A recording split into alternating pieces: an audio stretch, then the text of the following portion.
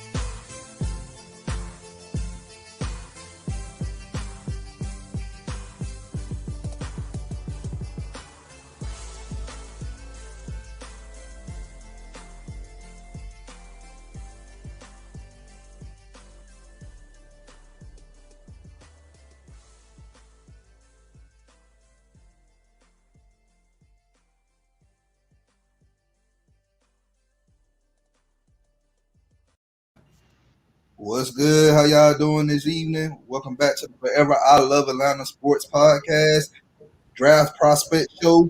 It's your boy, The Don. I'm here with my co-host, The King. What's good, man? What's good, Don? How you living today, bro? Man, I'm great, man. I'm great. We're going to end up breaking some news. But before we do this, let's go ahead and welcome our special guest, Ricky, back to the show. He was with us when we previewed the national championship game, and his team came out victorious. Congratulations to the Crimson Tide. I know I'm going to get in trouble saying this in Bulldog country, but congratulations to you guys. But let everybody know who you are and where they can find you. I'm Ricky Green, and I cover Alabama football and recruiting for Tide Talk Sports at Bama RLG on Twitter, and on YouTube I have the Alabama Football News and Rumors channel where we do breaking news, analysis, all kinds of good stuff. So. All right, appreciate you coming back on, man. Yes, sir. All right. If you're new to the channel, you already know what to do, you guys. Hit that subscribe button, hit that like button, share this content out with Atlanta sports fanatics, and hit us up in the comment section. As always, come holler at your hometown sports podcast. Before we get into the show, we would like to shout out our new sponsorship with Manscaped. Yes, Manscaped.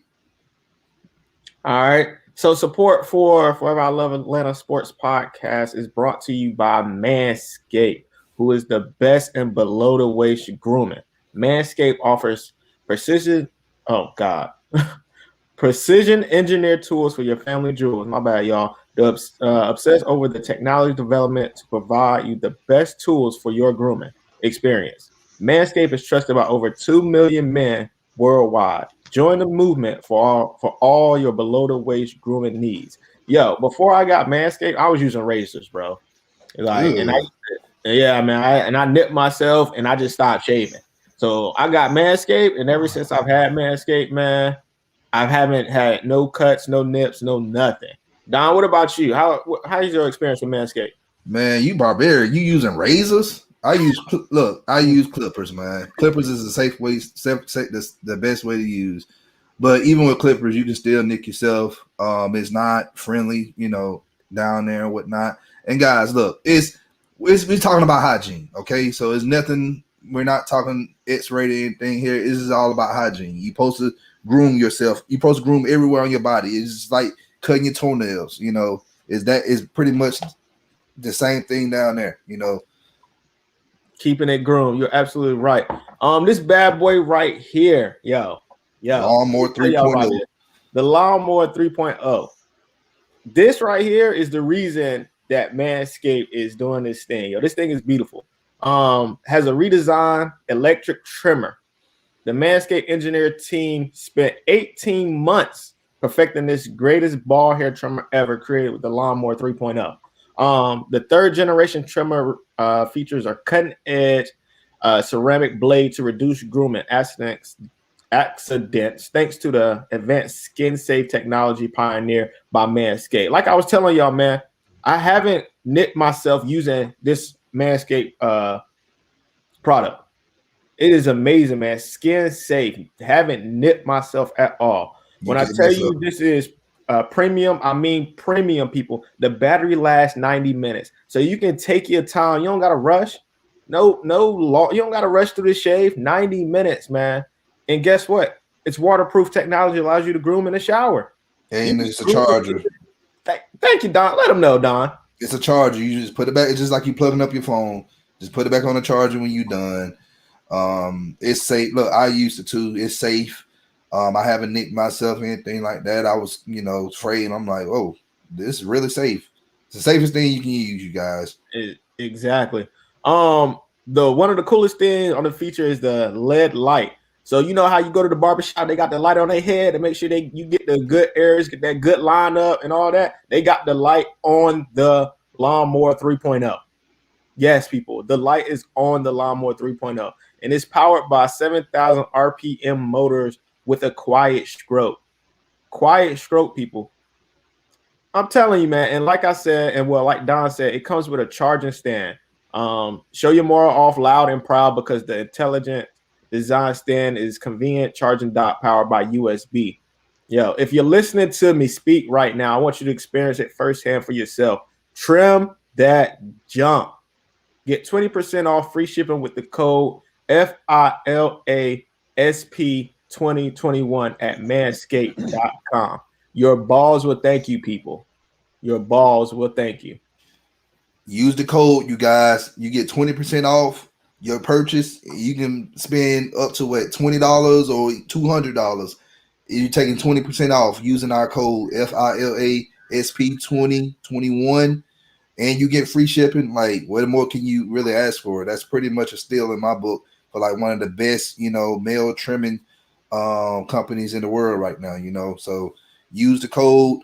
If y'all want to need any more things, just hit us up. We'll give y'all the code, give y'all more testimonies or whatnot. So, of course. And they have more than just the Lawnmower 3.0. They got something for people with hairy nose and hairy ears. Trim yourself up. They got ball wipes. Make sure you get that. Yo, I'm loving this crop preserver. This is the ish right here. It's ball deodorant, people. So you don't got sweaty balls. You don't want no sweaty balls, people. So make sure y'all go to Manscaped. Use the code FILASP2021. I'm gonna go ahead and buy that nose trimmer because I have an enchanted forest in my nose and I need to go ahead, get you some Manscaped. Fix that, Don. Go ahead. Exactly. All right. Now let's get to the show. What's good, Atlanta Nation? What's good, night? Glad y'all could join us tonight. Everybody else in the live, please say hello and what's up, whatnot. We want to engage with you guys tonight. So let's go ahead and talk about the Patrick Surtain, cornerback out of Bama. Let's talk about his strengths and weaknesses real quick, King. So a strength, ideal size at the defensive back position, sitting at 6'2", 202 pounds. So he has the ideal size, long arms. He can match up with bigger receivers, and he's best in zone coverage. So the scheme is going to be important for a player like Patrick Surtain. He can't go to no team that's going to throw him in man coverage and think he's about to be a lockdown corner. It's not about to happen. He's not that type of corner. Read and react type of corner. That's what kind of corner he is on that side of the ball. Weaknesses. One of the big weaknesses with Patrick Surtain is guarding the deep ball. Does he have the long speed to keep up with speed of receivers?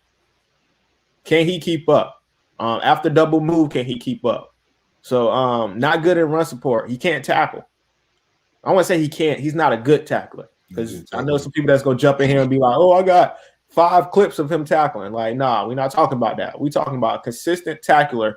When we talking about highlights, we talking about watching film every game. Exactly. So do not bring me no highlights. I do not want to see no doggone highlights in any players. Exactly. And he also has it's been times where after the receiver makes the catch, he's been broken down, or he's not wrapping up, which is something that we have a problem with Atlanta, with our defensive backs not wrapping up. I don't know what's going on with them, but we got to wrap up. I like the big hit. I like the shoulder hits. Yes, we all love it, but the tackle is more important. I don't care if it's an ugly tackle or a sexy tackle. As long as it's legal and it's a tackle, that's all I care about. At least not illegal hold them, but at least try to get an arm on her and wait for a teammate to help you put them down. Something good. Exactly. 2020 stats: 37 total tackles, 1 interception, 1 touchdown, 9 passes defended. His stats a little off because people won't throw in his way. A lot of games he only had like 2 targets. So don't look at his stats and be like, oh, he didn't really do much. Yeah, because people weren't throwing his way. He was like with there like Richard Sherman, like Revis Island over there, people not throwing his way. So that's always good. So he's the NFL comparison. They said Byron Jones. Now, here's my thing. We know what scheme the Falcons are going to run 2021. We're talking about 3-4 DBs. He play a lot of press coverage with his DBs. So I'm thinking, if we do draft a Patrick Surtain, can we move him to free safety? I don't want him playing close to the box as a strong safety because his lack of tackle. He's not a good tackler. You want your strong safety supposed to tackle. You'll be your best tackler. I think Surtain could be a good free safety. Try to be a ball hawk. Take the ball away, get interceptions. That's just me. I'm just thinking, like, if we do draft a Patrick Surtain, he'll be, the only role he'll fit will be free safety, because all of our other cornerbacks, they're gonna have to play man. What you think, Ricky, about Patrick Surtain and playing man? Early this season, Nick Saban, our defense at Alabama was playing a lot of man coverage. That's kind of Nick Saban's MO. He likes to play man with his corners, always has. So we struggled. Y'all saw how Alabama looked against Ole Miss. It was ugly, right? Kiffin and them boys ran right straight through us. Whatever they wanted to do, they did it.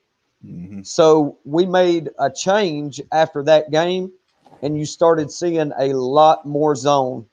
You had some man looks or some man situations, but it was a lot of zone coverage. And Surtain, even though he wasn't targeted very often, he looked a lot more comfortable after we made those changes. So that's always good. That shows right there that even the greats got to change their scheme sometime. Like you said, he was always used to running. Nick Saban was always used to running man. So he noticed that his corner was not surviving in man, and he switched to zone, which shows you right there that great coaching right there knows that this man is not a cover man corner. He has to be in coverage for him to excel in this game. Okay. All right. Now let's talk about him a little bit. And he was the top high school player in Florida his senior year. He was the top 10 player in the country. At American Heritage down around Fort Lauderdale, I think. Mm-hmm. Yep, and he chose Bama, I believe, over Miami and was it Clemson? There were 3 schools. I remember 3 schools. And we know his dad played at Southern Miss. And I know he wasn't gonna go to Southern Miss, but just saying. But if y'all don't remember his dad played for the Chiefs and the Dolphins back in like the late 90s, early 2000s. So, but just tell us about, how Surtain was good, his freshman year, played 15 games, 37 tackles, 1 interception, 7 passes, deflections, and a fourth fumble. Tell us about his freshman season, Ricky. Well, I followed Patrick really closely throughout his recruitment and while he was in high school. We actually more than once drove down and watched him practice when he was in Florida, his junior and senior seasons. And I think that his freshman year to me was really a lot of what I expected. I knew that he and Tyson Campbell, who went to the same high school, wound up at Georgia, another elite corner. I think him and Tyson Campbell both had a pretty good learning curve as a freshman. So he wasn't like a Minkah Fitzpatrick type big impact as a freshman type guy, but he wasn't bad. It was about what I expected him to be coming into a Nick Saban defense, learning all those looks that Saban likes to give. It can get pretty complicated at times, about what I expected. Okay, so let me ask you this. His growth from his freshman year to sophomore year, what did you think about that? His second year, first of all, any of the growth that he experienced at Alabama, Coach Carl Scott is our cornerbacks coach. Mm-hmm. And I don't know if y'all know much about Coach Scott, but dude is an elite recruiter, but even more so than that, he is an elite defensive back coach. And then you got to also think about Nick Saban being one of the greatest of all time, whether you like the guy or not. His kind of baby is coaching defensive backs, always has been. He's a DB coach type guy. So I think that the development in his second year, first of all, Carl Scott did a fantastic job. And I think that probably that's where you saw the most improvement, was from year 1 to year 2. I think that he played well last season, but I don't think he replicated the same, level of improvement that we saw between the first and second year. Okay. Now, yeah, Scott only been there for what, a few years, I believe. Yeah, he's a young coach. Yeah. Up and coming guy. I think. See, I'm watching him though, worrying about somebody coming and offering the guy a defensive coordinator spot somewhere. He's one of those type of young up and coming coaches that is really probably going to be a DC sooner rather than later. Yeah. Yeah, DCs don't last long in Alabama. They really don't. Like the only person that lasts long was Kirby, and we got him, as our head coach over here at UGA. So, and how's that working out? You talking to a Michigan fan, so but hey, that's for the chat. That's for all the Georgia fans is gonna watch. But hey, here's the thing though, like they doing good recruiting. They've just got they got one of the best recruits in 2022 to flip. So now he's going to Georgia. So they're gonna have Brock, and then now they got this kid. So hey, you can't mess this up this time. I'm just saying. I'm just saying, coaching matters, and at this point, when is UGA coaching going to be put on the hot seat? Because at this point, you got the talent on the field, and it's not being executed. So just like with the Falcons, we got the talent on the field. We said it was the coaching. Why we can't say it's coaching for UGA? I agree. I highly agree on that. Yep. You gotta shoot. And I'm not trying to make this a UGA show, but you have to make the right decisions. Play the person who's going to win you games. Keep putting this person out there. This man keep messing up, throwing interceptions and stuff. Why do that? But hey, all right. Back to Surtain. So his second year, he played 12 games, registered 42 tackles, 2 interceptions, 8 pass deflections, and a fumble recovery, and 3 forced fumbles. Tell us about that season for me. Talking about his second year. Mm-hmm. I think that you were talking about the fumbles and stuff like that. We saw Surtain used in blitzes a lot more that second season. So I feel like he earned trust from the coaching staff. That's kind of the way you do as if you're a DB at Alabama. Saban will, young guys come in, you got to earn our trust, and then we'll turn you loose type deal. So I think that contributed to part of that, him being used a little bit differently. But I think, though, probably his sophomore year, he had some talented guys on the field with him too, some really talented guys. So that probably had something to do with him being able to be in a position to make plays, because as other guys around you are doing their job, handling what they're supposed to handle, makes it easier for you to do what you need to do most of the time. All right. Now, here's my thing. I know we said Byron Jones as a comparison. The one thing that stick out, what I've saw, and a lot of people don't remember this guy, is Asamoah. He used to play for the Raiders. He played for the Raiders and the Eagles. He played for the Eagles too. Yeah. Okay. But he was in his heyday when he played for the Raiders. He played better, a lot better, keeping it 100. But he has a high intelligent football IQ, and this is why I said that I will put him in the scheme that if we're trying to play press, man, put him as a free safety. You need that presence right there. We need like an Earl Campbell, for our secondary, and I feel like he could be that person. But with that being said, and his issues with tackling, would you want him to be your last resort? My thing is, look, I tell him, don't worry about the tackle, just take the ball away. I don't know about that one. Get the ball away, man. But he can do that. He can give you picks. Yeah, I would agree. He can get you picks. Yeah, and I wouldn't have him at free. I wouldn't have him at strong safety because he's not. I don't think he's built as a strong safety, and if he has issues with tackling.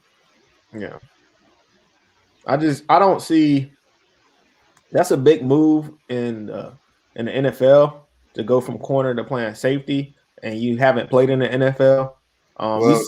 We've seen greats do it, but I don't think he's at that. I think he should come in as a corner and then possibly move to safety. But coming in, jumping straight to safety, I don't think I would want to put that on somebody's shoulder who hasn't played safety.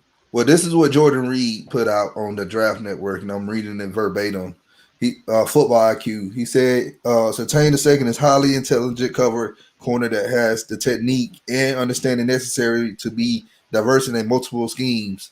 With experience in both man and zone coverage, he's shown to be capable of reading and reacting creative route concepts, but also what it takes to diagnose and react with discipline within the scheme. Passing off routes in man and patterns that enter and exit his zones hardly ever prove to puzzle him.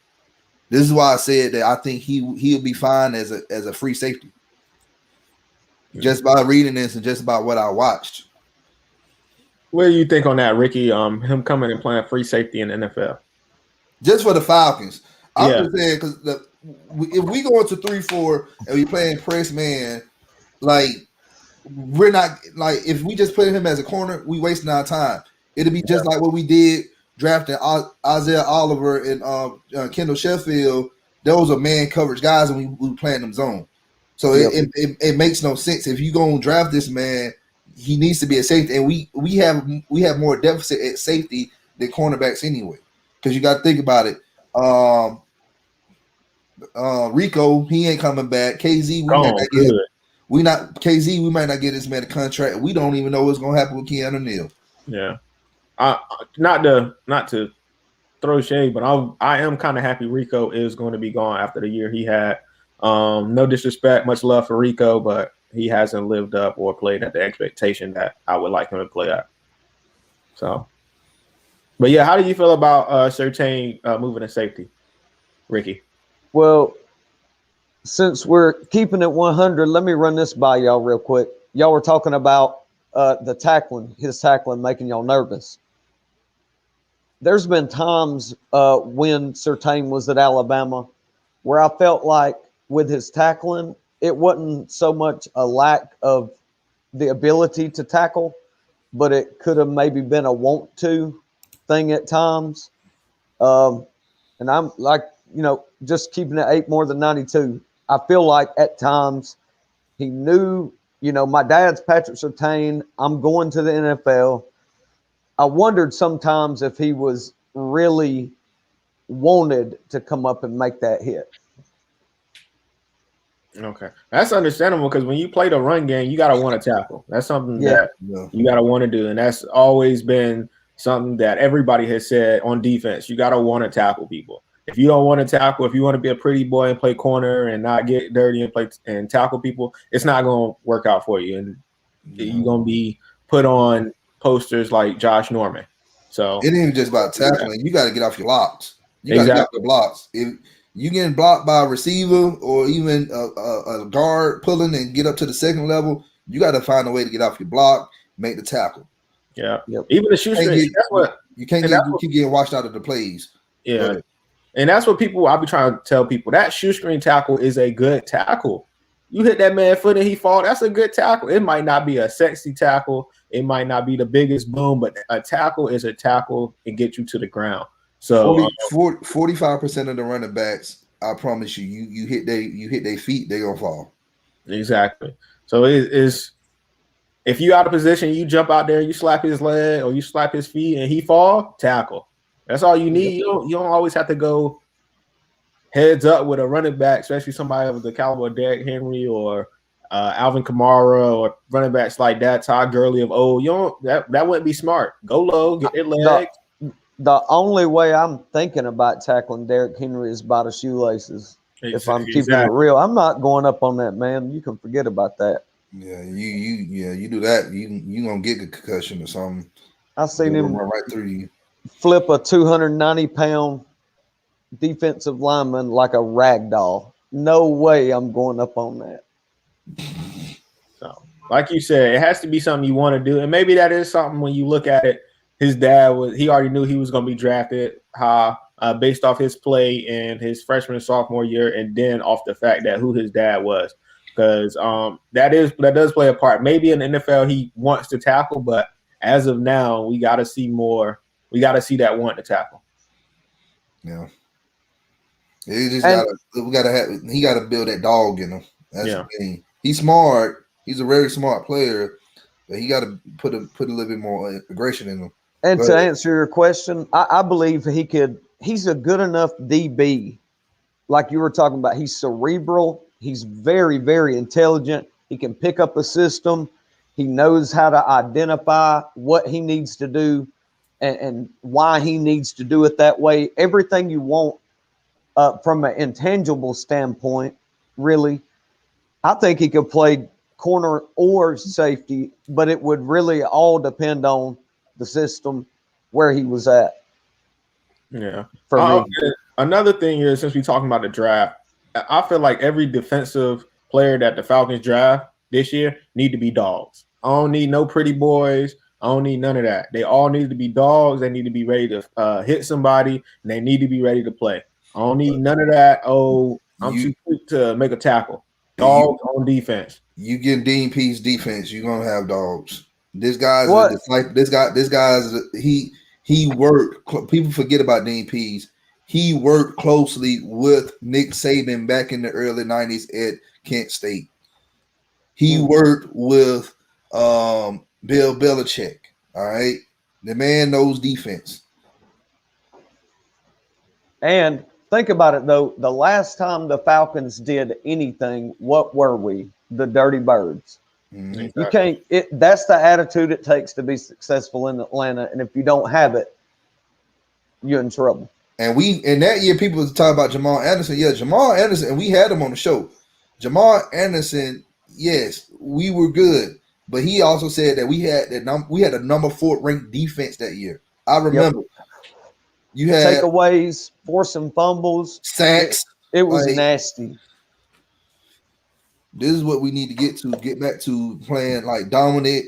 I don't give a you know what type of defense. We gonna come here. We gonna take everything. Y'all ain't getting nothing from us. Exactly. Yep. And put your hands on somebody.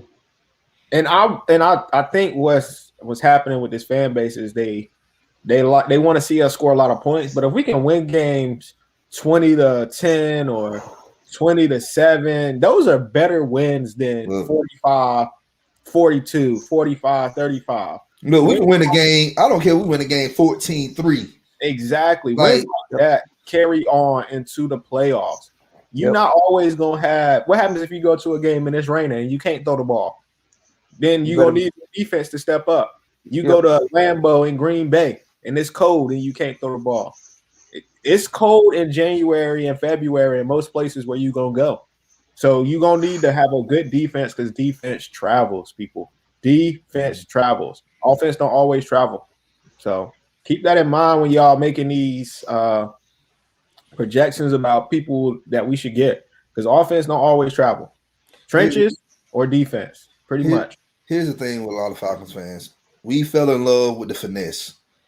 They fell in love with the finesse with Vic, Julio, Tony Gonzalez, all these guys. But we forgot if you go back into the archives of Atlanta Falcons history, we were known as a dominant defensive team. We just didn't have offense. And we moved away from that, became this offensive juggernaut. We forgot defense. Now it's time for us to balance it out a little bit, you guys. And I had Aaron Freeman on my show earlier today, and we talked about this because everybody keeps saying quarterback. Well, here's the thing. We're going to continue to do run the same mistake like we did with Matt Ryan. We brought Matt Ryan to this organization, and this organization was in shambles after that 2007 season. Vic going to jail, everything, just horrible. And we brought this man in. We didn't even know what the identity of this team was going to be. All right. I was in shock that day. I remember that like it was yesterday. I was in shock, complete shock when Vic got locked up. I wasn't shocked. I already look. I knew, but it hurt. I already knew about it. And I'm not saying like I knew about him. The dog. It's just something that you knew he was into something. He was into something because he always went home all the time. Yep. Dude always went to Virginia. I'm like, I know you get paid buku money, but every weekend you got to go to Virginia. You in Atlanta. Everything that you need is right here. Your ass in the city. Everything you need is right here, and you going home to Virginia. I'm like, like this. I just don't understand. Okay, here goes something about that's not true. The organization was in great shape with Vic. It was Vic's situation. He right. Because Vic had a top defense. Vic had a defense. Vic had weapons. He did. All right, go ahead. Let me hear your butt. So Vic didn't have weapons. He didn't have the weapons of caliber of Matt Ryan. I can tell you that. Come on, man. Look. He had T.J. Duckett. He had Ward Dunn. He had the offensive line. Keenan Forney, Whitfield, all these guys. He had Crump. He had doggone Dez White. He had Peerless Price. Peerless Price was a Pro Bowler when he was in Buffalo. And we paid a lot of money. Hold on. Okay. Hold on. All right. He had all these, Brian Fenner and all these guys. He had weapons.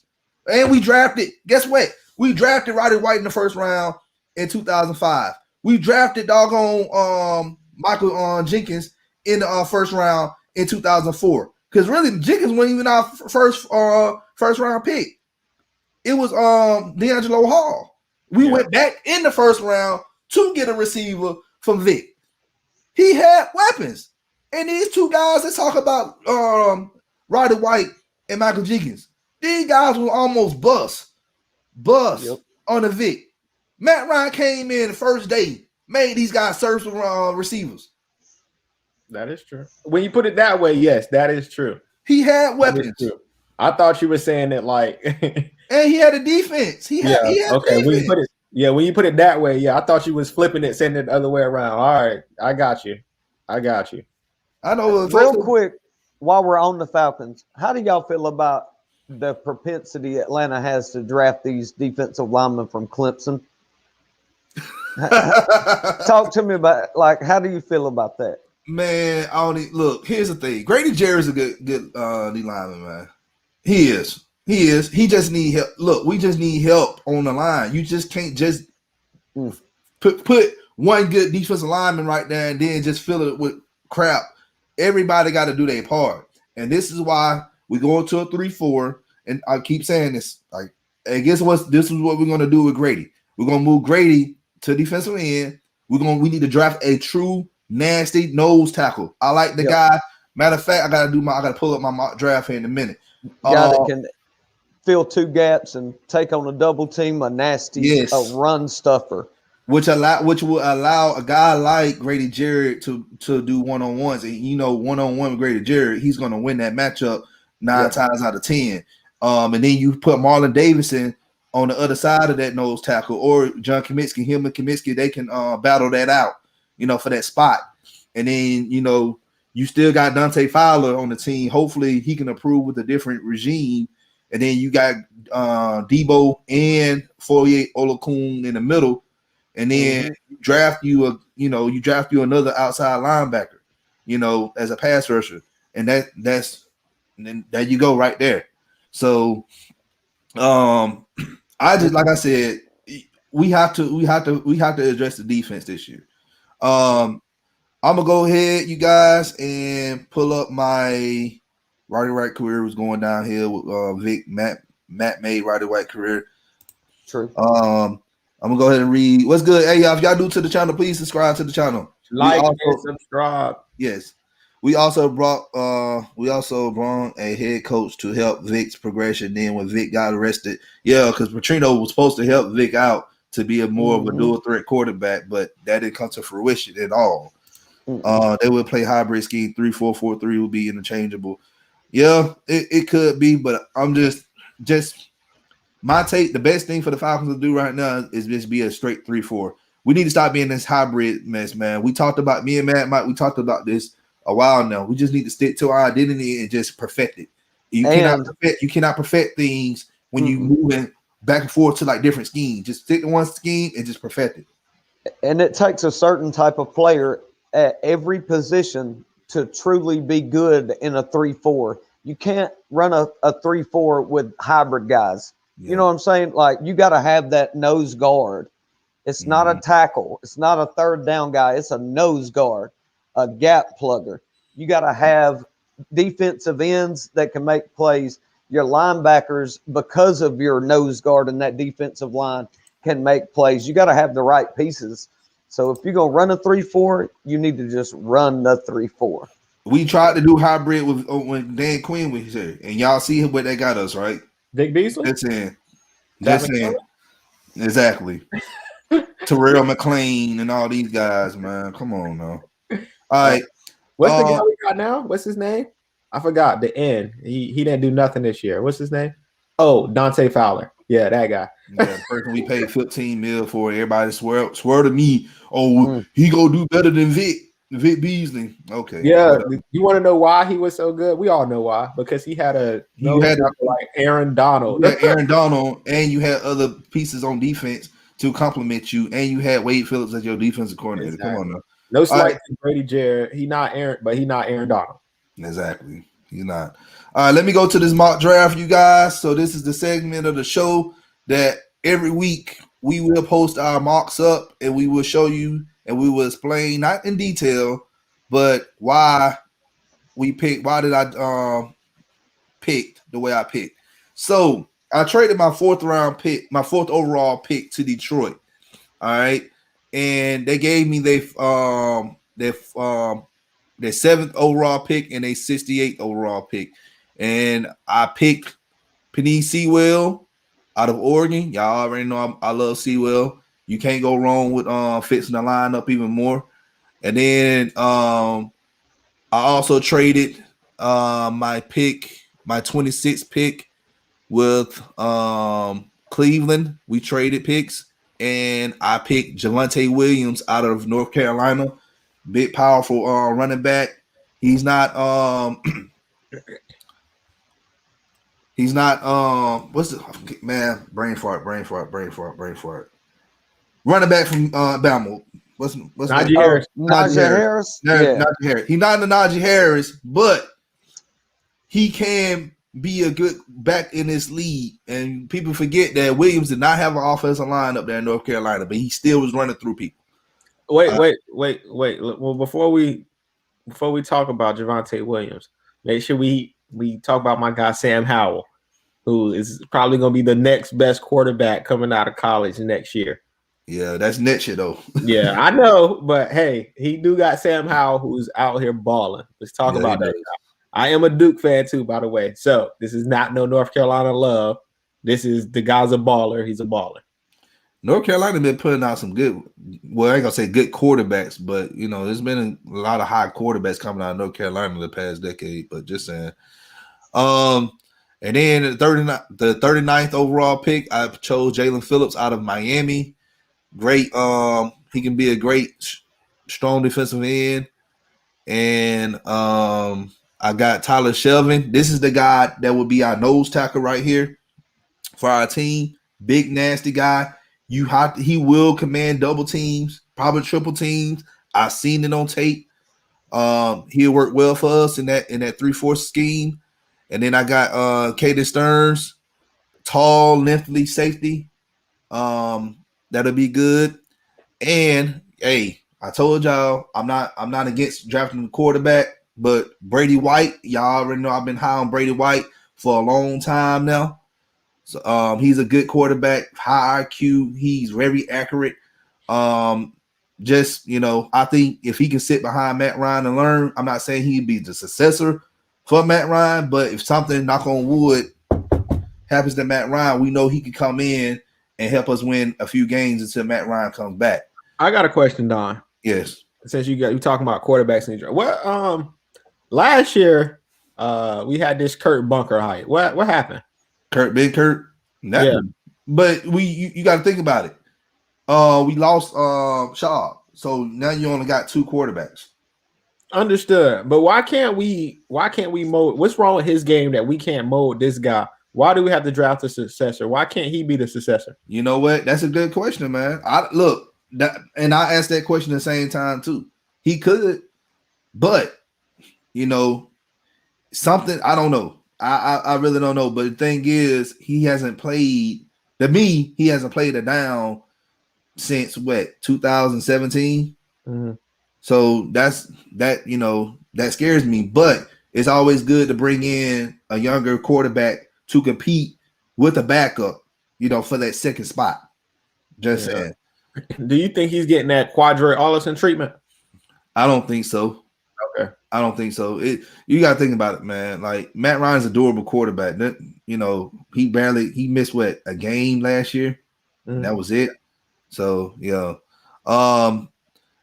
Malcolm Coney from Buffalo, very powerful on defensive end. Like him, Trill Williams, very, very athletic cornerback. Luke Farrell, tight end from Ohio State. Just in case we don't bring back Hayden Hurst, I think he'll be a great player that can build a good relationship with Matt Ryan and be a good solid number 2 tight end. And then you got Lamont Wade. He's another good safety from Penn State, but also he can play special teams as well. So that's my this is my mock draft. I know y'all gonna get upset, but guess what? It's a mock. Yeah. It'll change every week. All right. So you got some people in the comments going. I know. I'm gonna get to them. Y'all send me y'all look. Since y'all want to sit up here and knock me, y'all send me y'all mocks, please. Y'all already know. Y'all already know where to find me. Hold on. True. Hey, whoa. Hold on, Don. What? We don't take no Sam Howell disrespect on this channel. We don't do that. No Sam Howell disrespect. I'm sorry. Sam Howell is gonna be a great quarterback, man. I'm gonna tell you one thing. He's gonna be better than anybody that came from Georgia. I'm gonna tell you that. Come on, man. Come on, man. Chill out. All right, traded with Detroit. Yeah. When I look, this is the premium draft network. It's what $30 a year, and you can make trade offers and stuff. And I got a lot from Detroit. I also got it didn't show up on there, but I also got their first round pick for 2022. So yeah. You choose to go with the tight end from out of state. What about the tight end for BYU or Rice? Hey, I just chose what was on the board, man. You got to. Here's the thing: I think one of those players. I like the BYU kid, but he went on the board, so I got to pick what I can pick. If you want a tight end, just wait until next year and draft Jaleel Billingsley from Alabama. Y'all remember? I said his name. Yeah, Billingsley. Yeah, I know. He's good. I talk to his pops every once in a while. He's real legit. All right, bet. Like I said, we really it'd be good to just get another tight end, but I already know in Arthur Smith's system, he loves his tight ends. So drafting one won't hurt. But that's my mock draft. So let's get back to Patrick Surtain so we can wrap up the show. The last question that's on the board is all right. So Surtain is best in press man coverage scheme, which we already said allows him to mostly play man coverage, but also a small mixture of zone concepts in certain situations. Now, we already said that what we're going to do on defense, like press. Now, Ricky, this question's for you. All right. If we're sitting at 4, should we draft Patrick Surtain? With the 4th overall pick in the first round? Yes, that or and I'm high on this right here. Trade back. Get you some more picks. Trade back with a team like Denver or Detroit or Washington. Some of those teams they need quarterbacks. Let me run this by you. You was talking about needing a defensive lineman. What do you think about Christian Barmore from Alabama? Picking him at 4? Maybe not at 4, but you might. He's somebody to think about if you have an opportunity to draft him. The kid is something. That's a big dude, and he can move for a big dude. I've always been partial when I'm working on putting back building a defense. I always start for some reason at the line and work backwards. That's always supposed to do that. You always supposed to do that. You always pick the trenches first. And this is why we said Micah Parsons would, he's not on the on the defensive line, but he will be the pass rush specialist for this team. Right. But let me ask this question real quick, Don. What's wrong with picking him at 4? Because you got this trade back and pick him at 7 or 8. What's wrong with picking him at 4? Surtain? Yeah. What's wrong? What's wrong with that? If you pick him at 4, you pick him at 4. What's the difference? If I'm the Falcons, your main problem right now is pass rush. All right. Surtain, we can see him go top 10. He can probably go 9th to 10th or somewhere I know he's not making it out of the top 15. So he'll be drafted before 15th pick.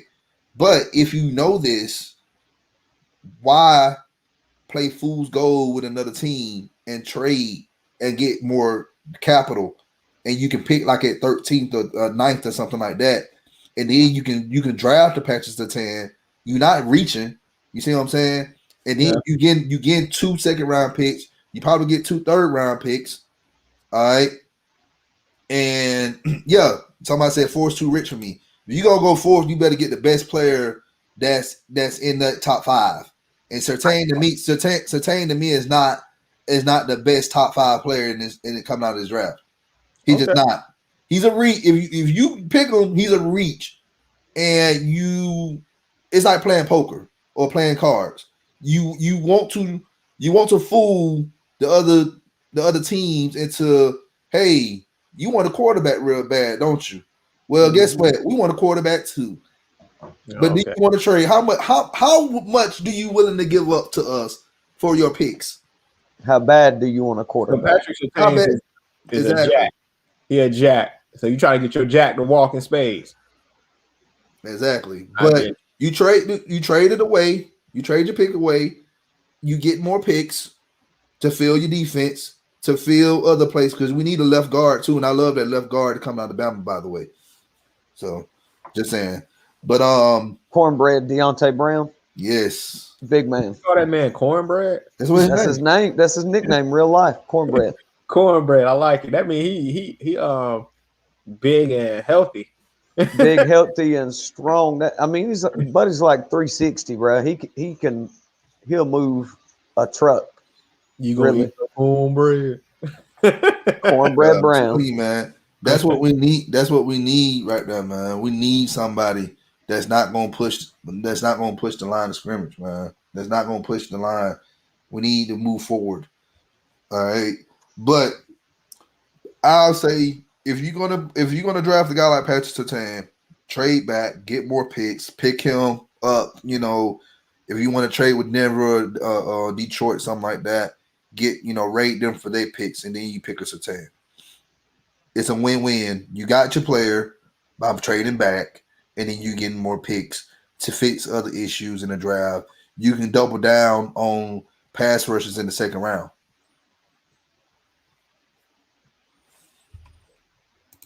So that's just what I do. I just wanted to get clarification on what's the difference between drafting him at 4. Because if that's your guy, that's your guy, you want to go get your guy. Go get your guy.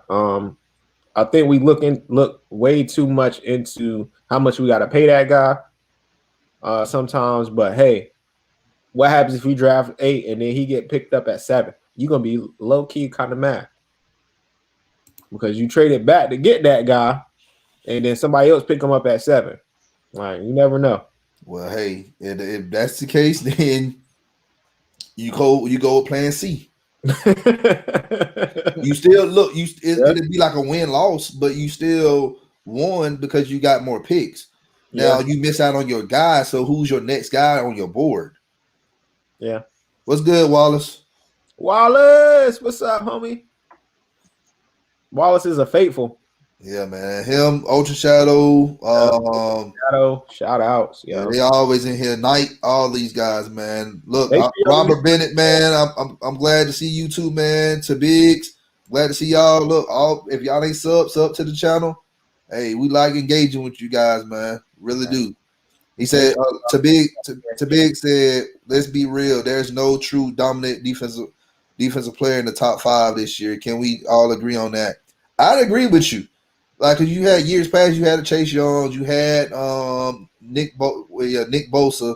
We don't have those guys coming out of this draft, and this is why I said just trade back, trade back, get you some more picks. That's my move. Trade back. I'm gonna wait and see. Yeah, trade back, get you some more picks. Cause like we said, we don't have the safeties. All safety spots right now are vacant, in my opinion. Then you don't have a pass rush. Then it ain't gonna hurt to get you some more corners to compete with Isaiah Oliver and Sheffield. And then you need a left guard, and then you need a running back. Those are all your needs right there. So do you really want to, have just what the X amount of picks we have now and 6 or 7 round draft a running back that you think that's going to start, that's going to be highly serviceable for us? That's a gamble. The further you go down the rounds, the less quality players you're going to find. Yes, you can find diamonds in the rough, but it's best to get all the day 1 and day 2 picks as you can. Mm-hmm. That is true. What's good, Bennett? Shout out to the chat. Thank y'all all for showing up. Make sure y'all get some Manscaped. Forever I Love Atlanta Sports Podcast is being sponsored by Manscaped. Make sure y'all get y'all some. Use the code FILASP 2021 to get y'all some Manscaped. Your balls will thank you, people. Yo, your balls will thank you. Be happy. Be clean. Be happy. Go get you some wipes, some nose trimmers. They got cologne. They got underwear. They got dope shirts. So give us a shirt. Appreciate y'all, Manscaped. We really appreciate the threads and the products y'all gave us to use. We really appreciate 20% off, people. Wallace, go get you some. Knight, go get you some. If you rock with the Forever I Love Atlanta Sports Podcast, make sure y'all get some Manscaped. 20% off, free shipping. It's almost Valentine's Day, you guys. So I'm about to go ahead and get me some. Matter of fact, get you some. Get you some and use the code right now. Use the code. FILASP 2021. I'm sorry. But yes, it's almost Valentine's Day, you guys. Look, clean yourself down enough for your wife or girlfriend, girl that you found down the street yesterday or whatever the case may be, man. That double twist gonna be real. I don't know nothing about that, but whatever, man. If you know, you know. I'm just saying. I work too much, so my life is dedicated. My life is really dedicated to my first job and FILA and GSHM, man. So hey, it is what it is. I ain't worried about it. For all you married people out there, my wife loves it. All right, man. Too much. I'm about to end the show. All right. So, all right, let's go ahead and read everything else before we end the show. Big said, if it's not going to be a quarterback this year, 100% agree, trade back. I just really don't think we drafting a quarterback, man. Arthur Smith said he wants to be a physical team. Drafting the quarterback does not spell physical to me at all.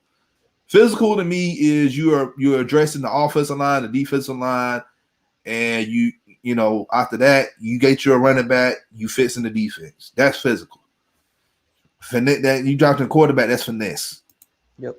Robert Benny said, to be honest, the pass rushers are looking like projects at the best, not top 15 quality. What you think? I agree, but the defensive line coach we have right now, I think he'll get the best out of these guys.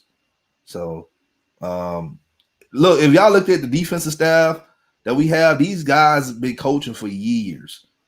We talking about 20, 30 years plus. So I feel like they're going to come in, they're going to get the best out of these players. Like if the players we already have on the team, if we get any in free agency and the guys we draft. So that's what I think. My only issue is that we have been trying to draft in the trenches, and everybody in the Dan Quinn era has been a bust. Tag Vic, that's called lack of scouting. Yep. Lack of scouting from the general manager and the scouting department under Thomas Dimitroff. End of the day, you guys, Thomas Dimitroff made the call to pick whoever that was picked by the Atlanta Falcons. All right. So he's not here anymore. This is why he's unemployed. And this is why we got Terry Fortnite from New Orleans. Hopefully, we will make the right decisions and draft the guys that we need in this system. But I think it's going to be hard to trade back if we do not have a team that wants to move up and get that guy. Guys, look, it's so many desperate teams right now looking for a quarterback. Yep. So Houston right now, they're going to get rid of Deshaun Watson and get somebody's first round pick, and they have to get a quarterback. They got to start there because they ain't gonna have one. Exactly. I have no problem drafting the true dominant left tackle. With that, what the problem was, invested too much money in Jake Matthews. Jake Matthews can still be serviceable on this team. You just move him around somewhere else. I think you can move him inside at left guard, and you draft Penny Sewell at 4. You know, your line is complete. You good for a while. We don't need anybody else, unless Matt Hennessy, doesn't develop into the center that we need him to be. And then, next year we just draft the center. I really wish our fans would not if drafting a QB with that fourth. Hold on. He said, He said, I meant to say stop it with drafting the quarterback. Yeah. Look, man, these fans, look, it's just, oh, man. Y'all got to understand my frustration with this fan base. Just going on social media every day, seeing people say dumb stuff. Can I get Bill? Let me get my spill on the quarterback real quick. If the Falcons draft a quarterback, I will not be mad. I'm going to say that. But is it something we need to draft? No. We don't need to draft a quarterback. If they want to go and draft a quarterback, then let him sit behind Matt Ryan and learn Arthur Smith's system. I'm okay with that. But when we talk about what we need right now, a quarterback is not on that list. And that's my spiel about the quarterback. It's just like, look, it's just like this here. This is what some of these fans are. Like, it's just like they get their income tax money, right? Mm-hmm. They know they need a procedure done on their body, all right? But what do they do with that money? They go buy a flat screen TV. They go buy some Jordans. You know, they go buy, you know, they go to Benny Hunters or whatever, take their friends out and go to the club, and then they blow their money in 1 week. All right, instead of them actually going and get something done that they actually need. We got to hit up Magic City, though. Get them lemon pepper Lou wings. Yeah. OJ Shadow, he said that I really wish we weren't in this position. We have no business being in the top 5. We don't. We really not a 4-12 team, but due to coaching, this is where we at. Just being real. Yep. So, and I hear people say, well, we never gonna pick this high again. And guys, you can always trade in the draft next year. So if we picking 28th and we decide that we just want to move on with Matt Ryan after next year, we can always trade down. It'll cost us a few picks, a future picks, but hey, you get your guy anyway by any means. Yep. Thank you, chat. All the love y'all giving us right now. Appreciate y'all. He said you right, Don. They always do something else than what they're supposed to do. All right, we're gonna go ahead and end the show. Appreciate y'all so much, man.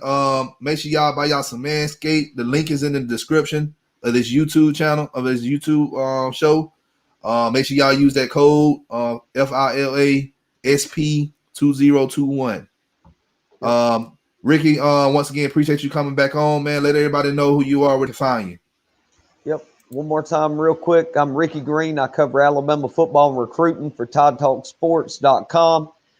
We provide premium coverage of all Alabama athletics without ever charging a monthly subscription fee. People work hard for their money. We're not trying to take it from them. Come check us out, and make sure you check us out on YouTube, the Alabama Football News and Rumors channel. And it's a good channel, you guys, for Bama. So go over there, give him a subscribe, man. Y'all know subscribing to YouTube channels, it doesn't cost you anything but a few seconds to hit the subscribe button. If you got fingers, you ain't got fingers, use your tongue or something. I feel you. And if you ain't got fingers, make sure you get you some Manscaped if you got fingers. Yo, I'm telling y'all, this ball deodorant, boy, telling y'all, make sure y'all get y'all some. No more sweaty balls. Love yourself. Love your balls. Your balls will thank you. Thank you, Manscaped.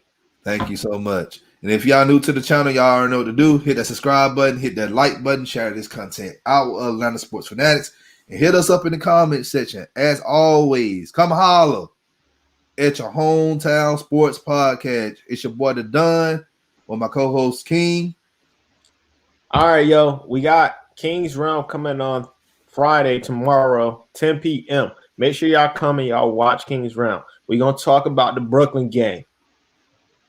2 bad defenses. So we're going to talk about that. Right now, the Wizards are not looking good. So since they're not looking good, this should be a win. Westbrook and Bill are not working out. So come make sure y'all come join us. We got a special guest. DeAndre Hunter is a baller. Best Hawk on the team. Yes. I told everybody about Hunter. So this has been the Draft Prospect Show here on Forever I Love Atlanta Sports Podcast. Y'all have a great evening. We out. Peace. See you. Peace.